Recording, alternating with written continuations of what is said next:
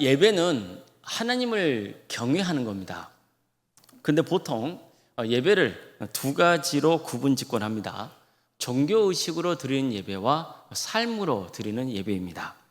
자, 지금 우리는 광주 동암교회당에 모여서 예배를 드리고 있잖아요. 이것이 종교의식으로 드리는 예배죠. 자, 그럼 삶으로 드리는 예배는 뭘까요?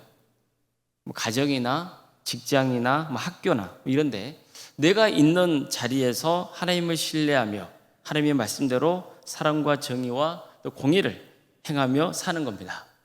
성경에 이런 말씀이 있죠. 그런즉 너희가 먹든지 마시든지 무엇을 하든지 하나님의 영광을 위해서 하라.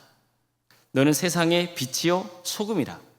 너희의 착한 행실로 세상 사람들이 하나님께 영광을 올려드리게 하라. 이처럼 일상 속에서 하나님의 뜻대로 살며 그분의 영광을 드러내는 게 뭡니까? 삶으로 드리는 예배입니다. 자, 그럼 질문을 드려보겠습니다.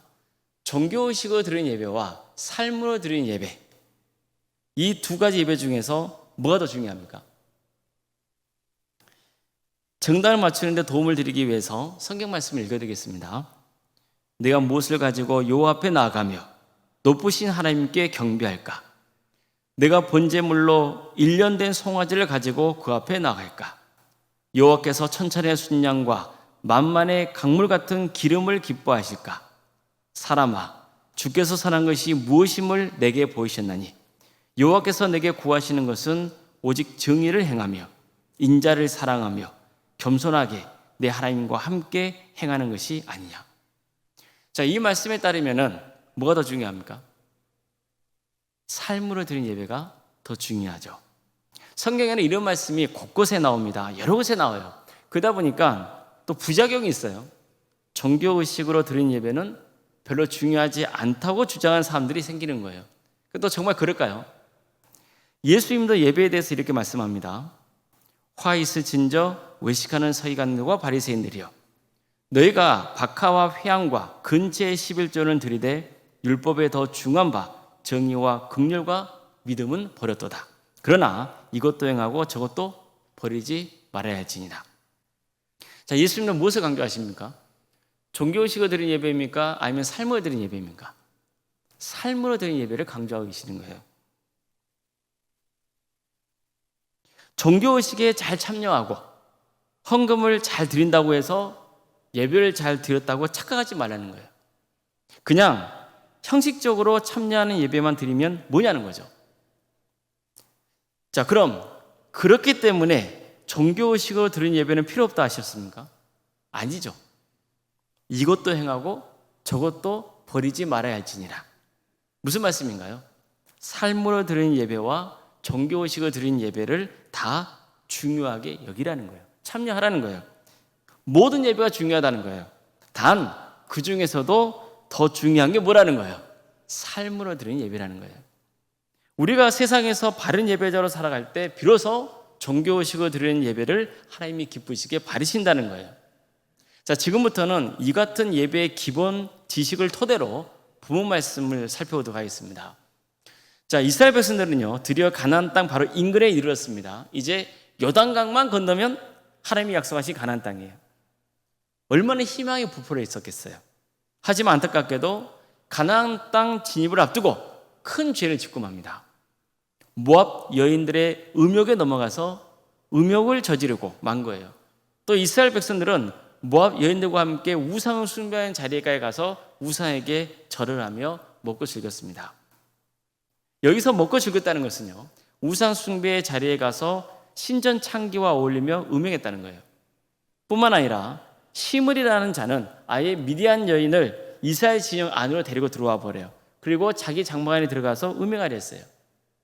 예배는 하나님만 경외하는 거잖아요. 타락한 문화와 섞이지 않고 구별된 삶을 사는 게 삶으로 드리는 예배예요. 근데 시므리 보세요. 그는 이방 여인을 이스라엘 진영 안으로 데려 들어와서 음행을 저지르려 했어요. 모압 여인들과 어울린 자들도 마찬가지예요. 이렇게 해서 삶으로 드리는 예배가 망가져 버린 거예요. 무너진 겁니다. 또 우상을 숭배하는 곳에 가서 절까지 했잖아요. 종교의식으로 드리는 예배도 무너진 거예요. 이 때문에 얼마나 많은 사람이 죽었는지 모릅니다. 하나님께서 이 일에 책임을 크게 물으신 것은 예배가 무너지면요, 신앙 자체가 무너지게 되었기 때문이에요. 하나님께서 그들에게 제사장인 나라를 세우고 거룩한 백성이 되라 하셨잖아요. 오직 하나님만 경외하고 그분의 뜻에 순종하는 예배자가 되어야 한다는 뜻이에요. 이거야말로 하나님께서 이스라엘 백성들을 가나안 땅으로 이끄시는 이유거든요. 그들이 가나안 땅에 들어가서 참된 예배자의 삶을 보여줄 때 세상 사람들이 그 모습을 보고 감동해서 하나님 품에 돌아올 수 있다는 거예요.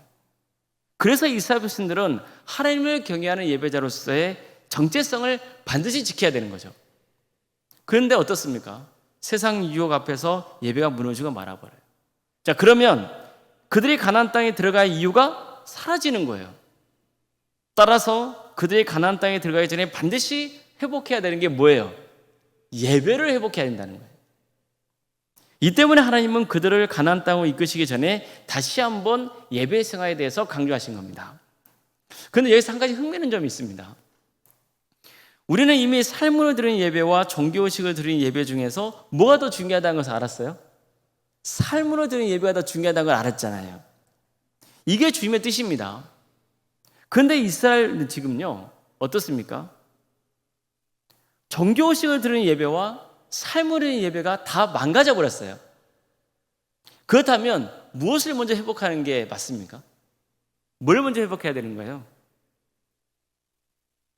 삶으로 드리는 예배가 더 중요하기 때문에 이 예배를 먼저 회복하는 게 우선이 아니겠어요? 실제로 성경에는요, 삶으로 드리는 예배의 회복을 먼저 강조하는 것이 많습니다. 그런데 적어도요, 오늘 본문을 보면 하나님은 오히려 종교 의식으로 드리는 예배 회복을 강하게 명하십니다.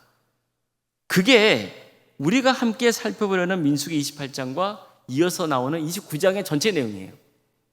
하나님은 백성들이 매일 드려야 하는 제사에 대해서, 또 특별한 날에 드려야 하는 제사와 바쳐야 하는 제물의 종류를 일일이 가르쳐 주세요. 이처럼 우선 종교의식으로 드리는 예배를 강조하십니다. 무엇 때문일까요? 삶으로 드리는 예배자가 되려면 종교의식으로 드리는 예배부터 회복되어야 하기 때문이에요. 그러니까 중요한 것은 죄 때문에 끊어진 하나님과의 관계예요. 죄를 씻어내고 정결한 백성으로 거듭나야 되는 거예요. 이 때문에 종교의식으로 드리는 예배부터 바로 세우려고 하신 겁니다. 자, 지금 이스라엘 백성들의 상황을 보세요. 그들의 현실은 어떻습니까? 그들이 저지른 죄 때문에 하나님의 심판을 크게 당했잖아요. 많은 사람들이 목숨을 잃었어요. 이때 죽은 사람들은요, 같은 민족이고 동료이고 또 친척이고 가족이에요. 그러니 이스라엘 공동체의 분위기가 어떻겠어요? 절망의 먹구름이 잔뜩 끼어있지 않았겠어요? 가나안 땅 정보이고 뭐고 다 귀찮기만 하고 딱 죽고 싶은 심정의 사람들이 많았을 거란 말이에요. 가나안 땅 정보를 앞두고 완전히 기가 꺾이고 만 거죠. 조직이 상당히 와해된 상태였어요. 따라서 하나님은 먼저 가나안 땅에 들어가서 싸울 수 있는 전투 요원을 파악하게 하셔서 군대를 재정비하십니다. 다음으로는 모세의 뒤를 잇게 될 새로운 지도자인 여호수아를 세우세요. 그리고 하나님이 특별히 관심을 기울이신 게 종교의식을 드리는 예배였던 거예요.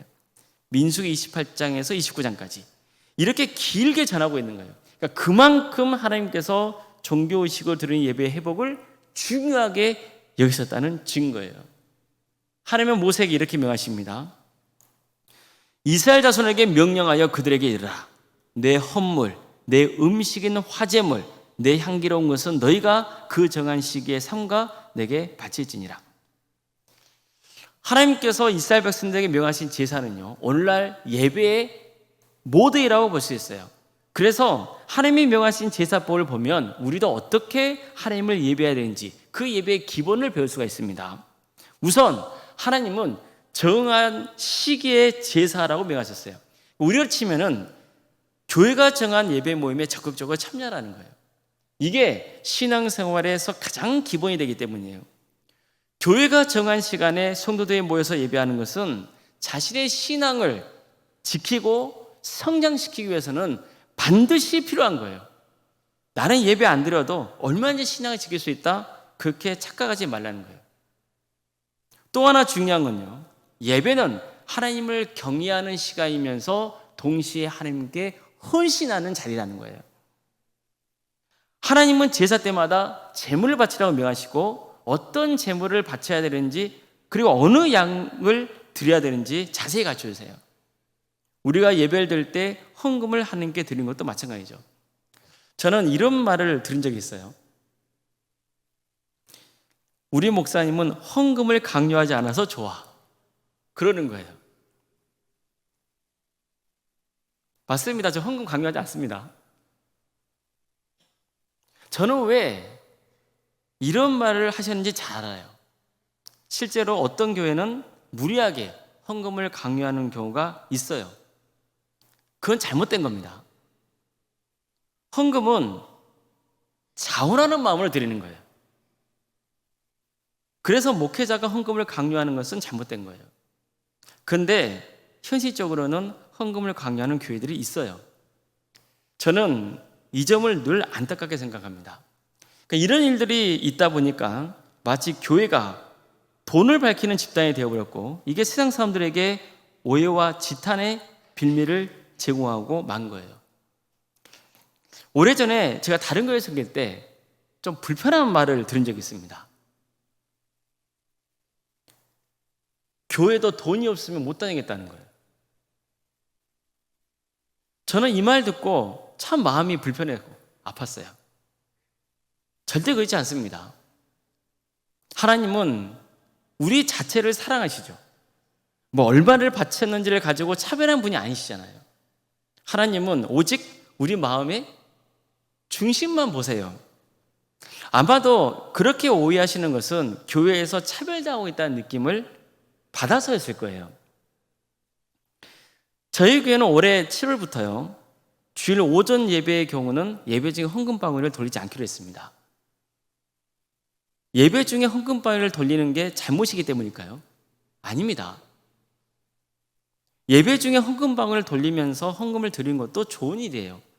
그럼에도 불구하고 안 하기로 한 것은요. 적어도 그럴 의도는 아니지만 혹시 헌금방울을 돌리는 게 교회가 헌금을 강요하는 것처럼 비춰질까 염려가 되기 때문입니다.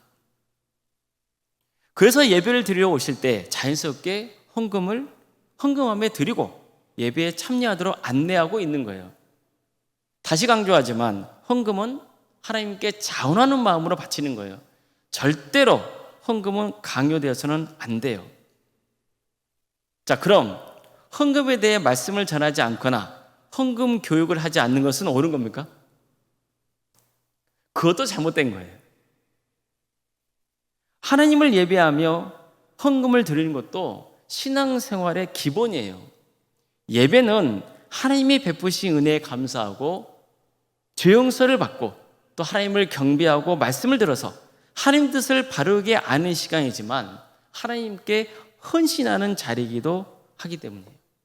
게다가 하나님은 예물을 바치라고 하실 때 내 헌물, 내 음식의 화제물, 내 향기로운 것 이렇게 말씀하세요. 오늘 본문의 내용이잖아요. 즉 하나님께 바치는 제물은 누구 거라는 거예요?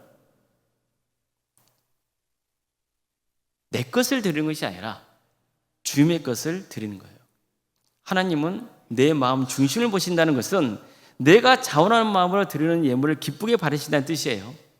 그러나 동시에 얼마나 마음을 다해 헌신하는지도 보신다는 뜻이에요. 이 점을 늘 마음에 새기셔야 돼요. 하나님은 이스라엘 백성들에게 매일 아침 저녁으로 제사를 드리라 명하셨어요. 우리로 치면은 새벽 기도가 되겠죠. 또 안식일에 대해서도 말씀하세요. 2주일에 한 번은 반드시 주님을 예배하는 날로 지키라는 거예요. 지금 우리로 치면은 뭡니까? 주일 예배가 되는 거예요. 오늘 예배죠. 또 매달 첫날에 하나님께 예배하라 하셨어요. 6월절이나 오순절, 장막절 같은 절기에도 하나님을 예배를 하시죠. 또 우리로 치면은 부활절, 맥주감사절, 추수감사절, 성탄절 이런 게 있어요. 이걸 지켜야 한다는 거예요. 매월 첫째 날에 하나님께 예배하라고 하잖아요. 우리 교회는 하고 있지 않지만은 다른 교회에서는 뭐 또 하고 있냐면은 그래서 매달 첫날 새벽기도회를 월삭 새벽기도를 드리는 경우가 있어요. 그때 정교인 새벽기도를 드리죠. 자, 새해 첫날에도 하나님을 예배하라 하세요. 우리는 뭘 합니까? 송구 영신 예배를 드리죠. 평소에 감사할 일이 있어도 하나님을 예배하라 했어요. 이처럼 하나님은 하루 기준, 일주일 기준, 한 달 기준, 1년 기준으로 나눠서 하나님을 예배하게 했고, 또 1년 중에서 특별한 날을 기념하여 예배도 드리라 하셨어요. 결국 핵심은 뭡니까? 우리 삶의 중심이 예배여야 한다는 거예요. 이처럼 하나님께서는요, 예배를 통해 하나님과의 관계를 회복하고 친밀한 교제 속에 있는 게 얼마나 중요한지를 가르쳐주세요. 삶으로 드리는 예배 못지않게 종교의식으로 드리는 예배도 중요하다는 거예요. 자, 그러나 종교의식으로 드리는 예배건 삶으로 드리는 예배건 결국 핵심은 뭐냐면 예배자로서 사는 내 마음의 중심이에요. 하나님은 무엇을 보세요? 우리 마음의 중심을 보시기 때문이에요. 내가 어떤 마음으로 하나님을 예배하느냐, 내 신앙을 보여주는 증거가 되는 거예요. 아브라함 보세요. 그가 독자 이삭을 번제물로 바치라는 하나님의 음성을 듣잖아요. 인간적으로 보면 정말 참담할 수밖에 없죠. 이걸 어떻게 받아들여요? 어떻게 순종할 수 있나요? 그런데 그는 이삭을 제물로 바치려고 길을 나선다고요. 그리고 정말 이삭을 제단에 올려놓고 칼로 찌르려 했어요. 순간의 감정에 동요돼서 이런 일 한 게 아니에요. 아브라함은요, 이삭을 제물로 바치기 위해서 3일 길을 걸어요. 그 3일이라는 기간 동안에 머릿속에 얼마나 많은 고민이 있었겠어요. 마지막 날 아들 이삭은요, 나무와 불은 있는데 하나님께 제물로 바칠 양은 어디 있냐고 아빠에게 물어요. 그랬을 때 아브라함이 뭐라 그래요? 하나님이 친히 준비해 놓으실 것이다, 이렇게 답을 하거든요. 근데 정말로 하나님은 아브라함의 믿음대로 양을 예배해 놓으셨어요. 그래서 아들 대신 양을 제물로 바칠 수 있었던 거죠. 자, 그럼 아브라함은 어떤 예배를 하나님께 드린 거예요? 하나님을 전적으로 신뢰하는 믿음의 예배를 드린 거죠. 또 가장 귀한 것을 바치려고 했으니 헌신의 예배를 드린 거예요. 야곱도 보세요. 그는 형이 자기를 죽여야 한다는 말을 듣고는 고향을 도망쳤어요. 그러다가 한밤중에 꿈을 꾸잖아요. 하레크가에 닿아 있는 사닥다리에 하나님의 천사가 오락내리락 하고 있고, 또 그 사닥다리에 하나님이 서 계신 것을 보았거든요. 그때 하나님의 음성도 들어요. 하나님께서 그에게 축복을 약속하시잖아요. 내가 너와 함께 할 것이라는 음성을 듣거든요. 야곱은 놀라서 잠에서 깹니다. 이곳에 하나님이 계신다는 것을 알게 된 거예요. 그래서 이른 아침에 제단을 쌓아요. 하나님을 예배한 거예요. 그 과정에서 하나님께 간절히 기도하죠. 하나님께서 나를 지켜주시고 반드시 때가 되면 고향으로 돌아가게 해달라고 기도해요. 이처럼 야곱은요, 하나님께서 함께해 주시기를 바라는 그 간절한 심령을 담아서 예배했던 거예요. 지금 야곱의 미래는 불투명해요. 도망치고 있어요. 그랬을 때 누구를 의지할 수밖에 없는 거예요? 그에게 다가오신 하나님을 의지할 수밖에 없는 거예요. 예배는 뭐예요? 바로 하나님을 전적으로 의지하는 자리예요. 예수님께서도 이런 이야기를 들으신 적이 있어요. 한 바리새인은 하나님을 예배하면서 자신의 의로움을 자랑했다는 거예요. 저는 남의 것을 빼앗은 적도 없고요, 불의한 일을 한 것도 없고요, 음탕한 짓도 안 했고요, 백성의 세금을 갈취하는 악한 세리와도 같지 않다고 했어요. 일주일에 2번씩 금식하고 11조를 바치고 있다고 했어요. 그렇게 기도했어요. 아주 자랑스럽게 하나님 앞에 기도했단 말이에요. 그런데 같은 시간에 같은 자리에서 저 구석에서 기도하는 또 한 사람이 있었어요. 누구냐면 세리예요. 백성들에게 가진 욕을 먹고 있는 세리예요. 그는 감히 하늘을 우러러 보지도 못한 채 가슴을 치며 기도해요. 하나님이여, 나를 불쌍히 여기소서. 나는 죄인이로소이다. 이처럼 그런 진정으로 회개하는 마음으로 하나님을 예배했어요. 예수님은 이 두 사람이 예배드리는 모습을 들려주시면서 하나님 앞에서 인정받은 사람이 누군지 가르쳐주세요. 누가 하나님의 예배를 진정으로 들었냐는 거예요. 바리새인이 아니라 세리라는 거예요. 성도 여러분, 예배는 정교식으로 드리는 예배가 있고 삶을 드리는 예배가 있어요. 그 중에서도 하나님께서는요, 삶을 드리는 예배가 더 중요하다고 가르쳐주세요. 하나님의 정의와 공의를 행하고 사랑을 베풀어야 돼요. 우리가 거하는 삶의 자리에서 이런 행동을 하고 살아야 돼요. 이 점을 늘 명심해야 돼요. 그러나 종교식으로 드리는 예배도 너무 중요해요. 단 형식적으로 드리지 말고 정말 마음을 다해서 하나님을 예배해야 되는 거예요. 예배의 대상이 하나님이신 것을 기억하고 그 하나님께 집중하면서 간절한 마음으로 하나님께 예배해야 된다는 거예요. 오늘 이 자리에 계신 분들 중에는 정말 마음이 힘드신 분이 계실 거예요. 큰 위기를 겪고 마음이 상하고 그래서 예배드릴 힘조차 없는 분들이 있을 수 있어요. 억지로 이 자리에 앉아있는 분이 있을 수도 있어요. 예배 자리에 나왔지만 마음이 선뜻 열리지 않는 분이 계실 수도 있어요. 여러 이유로 신앙이 흔들리고 시험에 든 분들이 있을 수도 있어요. 그럼에도 불구하고 이렇게 예배의 자리에 나왔다는 그 자체가 중요한 거예요. 예배의 자리는요, 내가 나오는 것처럼 보이잖아요. 여러분들 걸어왔잖아요. 차 타고 오고. 내가 온 것처럼 느껴지잖아요. 근데 사실은 하나님께서 나를 부르신 거예요.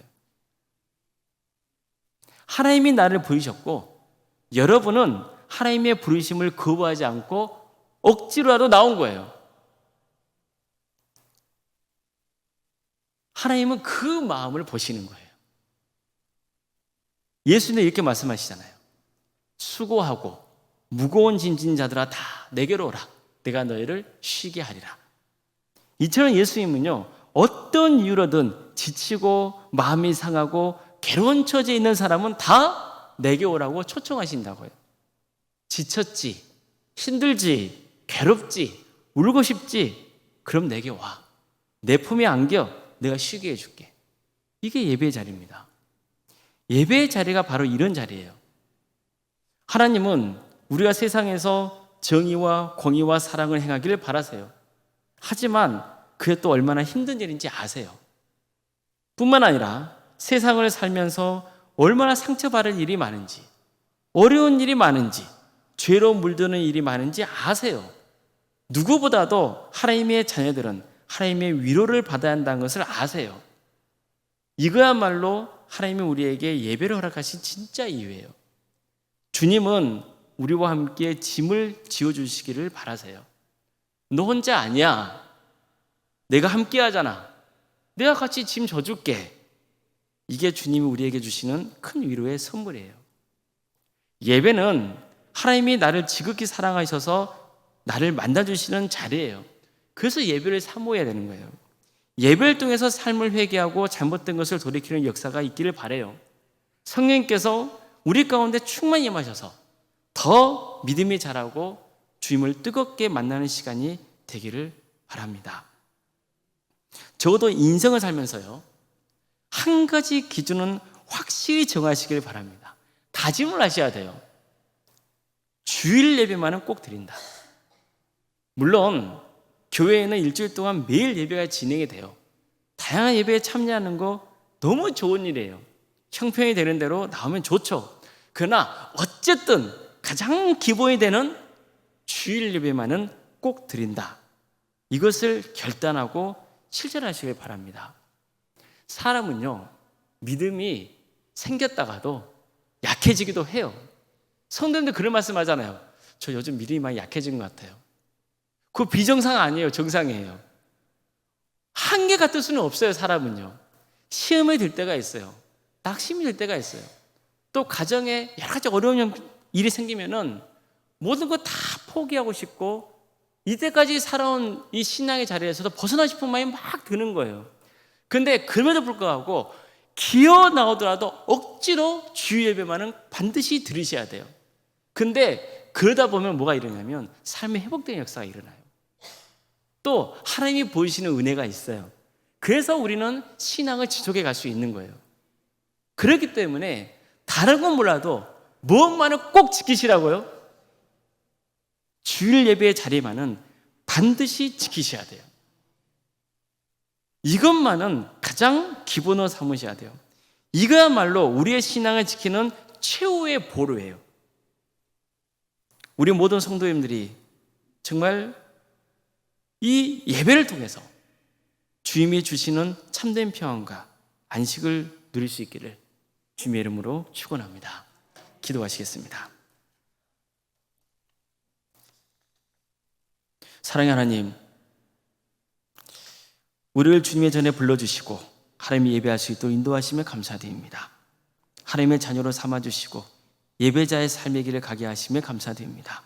세상과 구별된 거룩한 예배자로서 우리가 삶으로 주님께 예배하고 또 함께 성도들이 모여서 종교의식으로 주님을 예배할 때 우리에게 성령의 충만하심을 허락하여 주시고 끝까지 구원의 길을 가는 은혜, 하나님의 한량없는 축복과